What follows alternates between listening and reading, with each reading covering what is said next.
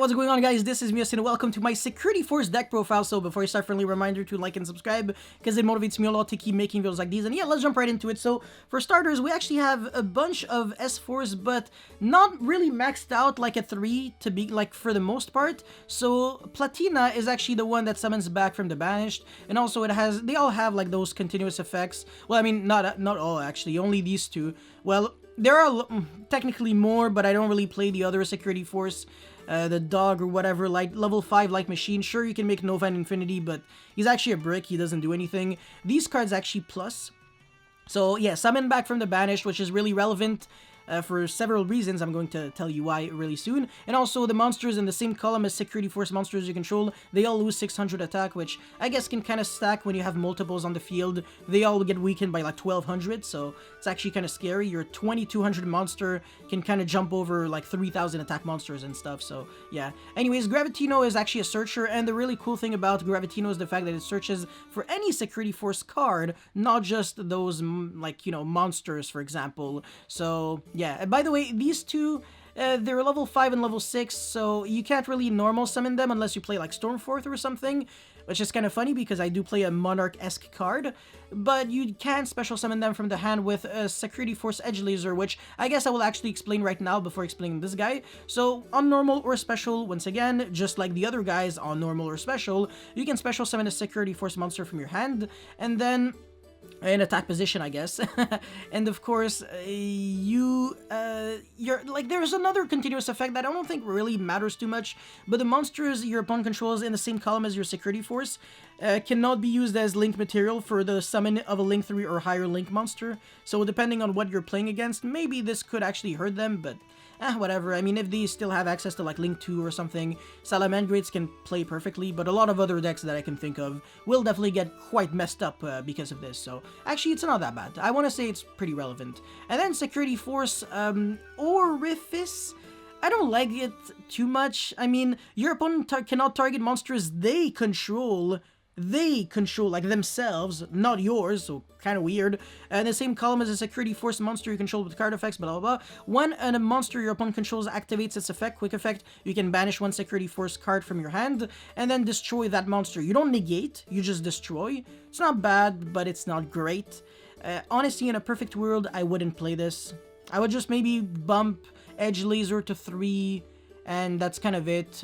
This guy, however, Chiyomaru, is by far the best Security Force, alongside, I guess, these two, if they're not bricks, but this guy is actually really good to draw. So monsters your opponent controls in the same column as Security Force monsters you control cannot target monsters for attacks except a monster in their column. This is just pretty hilarious. I barely can understand what this means, but what is really relevant is the quick effects. So you can banish one Security Force card from your hand, once again, exactly just like this guy, and then return this card to the hand. So that's nice, you just get back a resource for next turn. You don't have to like tribute it too. Special summon a Security Force monster from your deck in defense, and then yeah, that's it. You can only use this effect once per turn, but that's just really good, man. You can summon the Searcher, you can summon back this guy that summons back the Searcher from the banished, etc. So you're just always looping back your searches and stuff, and this is why this deck actually has a pretty good grind game. And early game, I want to say you kind of interrupt your opponent to death with all those hand traps, which are kind of self-explanatory, but before jumping into them, idea is basically just a card that you're using for its first effect. So on normal or special, you can special summon a monster with 800 attack and 1000 defense from your deck in defense, and then you can't summon for the rest of the turn from the extra deck, but that doesn't matter. So you get to summon Chiyomaru, and then you pretty much win from there.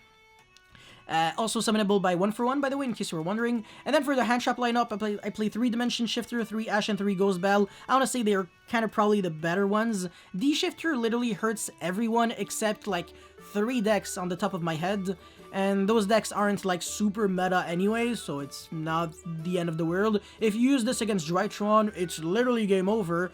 Ghost Belle is good against a lot of decks, so yeah, I'm down. And Ash is just generic, so yeah, I think a lot of people could pretty much agree with this. And then main deck Harpy's Feather Duster, you don't want to lose to like Mystic Mine and BS like that. So yeah, reinforcement of the army for more consistency. You get to search Chiyomaru, Idea, Terraforming for that field spell, because that field spell actually searches a Security Force monster from your deck to your hand on activation. Also has another really irrelevant effect, to be honest. And then 3 Pot of Disparity, because your extra deck's really not that relevant. Dimension Shifter, I mean, you don't need the graveyard at all. Literally, it's just really irrelevant. As a matter of fact, you want your cards banished. So yeah, Macrocosmos and Dimension Fisher are actually consistency cards, if anything, which is pretty hilarious. And then yeah, 3 Chase, 2 punishments. I guess it would actually clash a bit with Dimension Shifter and Dimension Shifter, Dimension Fisher, and Macrocosmos. So 2 punishment is probably all you need. And then the 1 specimen, Security Force specimen, which is kind of like the monster reborn, either from the grave or banished, so a bit worse than Ritual Beast Ambush, but don't worry.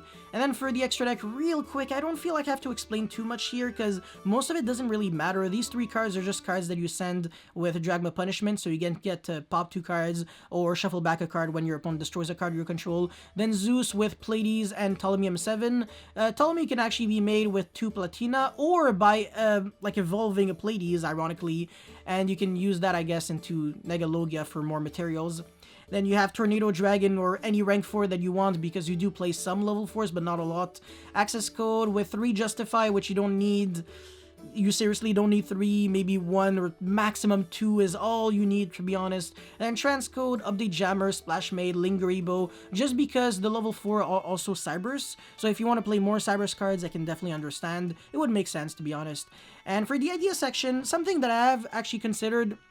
At first, I was actually wanted to play this deck as kind of like an OTK going second deck with Parallel Exceed, with all, you know how it's like a two card OTK basically, and a hand trap and Parallel Exceed can deal like 10,000 plus damage because you go Access Code that can attack twice, destroy 3 cards your opponent controls, but you really don't need to do that. The deck is honestly quite powerful, or I guess strong without it, and Parallel Exceed would kind of just denaturalize it. It would make it so a lot of cards that you play wouldn't really be as good anymore, so I don't really know, to be honest. You would always have to do different line of plays. You couldn't play Idea, so the deck would just not really have access to... it's not really worth it. And then Orifice is a card that I just wouldn't want to play. Balancer Lord, not great. Magician Souls, however, is pretty good. Even if you don't want to pitch the Platina, you can actually pitch Dimension Shifter. And then, yeah, you can send your dead field spells to draw more cards. Your other dead cards that you don't want in like a specific matchup, maybe. Your extra disparities, etc. So yeah, it's just that I didn't really want to main deck it because I already have so many cards that are like anti-sent to the graveyard. But at the same time, it kind of contradicts the punishment, like I said. Anyways, Baguska, Almirage, Anima. Anima could actually be main decked as well, even though the level 1 monster that you play is Idea and you can't really summon from the extra deck if you do use its effect, so I just felt like it wouldn't be too great. Now, Creature Swap is actually extremely hilarious, but it's not really Creature Swap as a card, but just as a concept, because if you give Security Force Justify to your opponent, he can't summon monsters to a zone the card points to. So if you give it in the middle zone, or if they randomly have it in the middle zone, well, they can't summon in the extra monster zone at all, so kind of are completely screwed from link summoning, but at the same time not really, because they can just link off with it, so it actually doesn't do anything. Obviously this was just a joke. Extravagant, it was just a joke, man. Chill out. Extravagance, Gold Sark. I wouldn't really play Gold Sark. It's nice if you can banish the Gravitino and then revive it back with Platina, but you don't need that. Called by the Grave, whatever. Your opponent barely gets a graveyard if you play freaking 3D Shifter and these guys. So it's just a better version of Mutant by far. And then, yeah, Forbidden Job. Showdown sucks, man. It summons a security monster from your hand in defense, or target a security in your graveyard added to your hand. If it was graveyard and or banished or whatever, maybe, sure. And if it wasn't once per turn, but it's once per turn and it's just a pretty weak 1-for-1, so no thank you.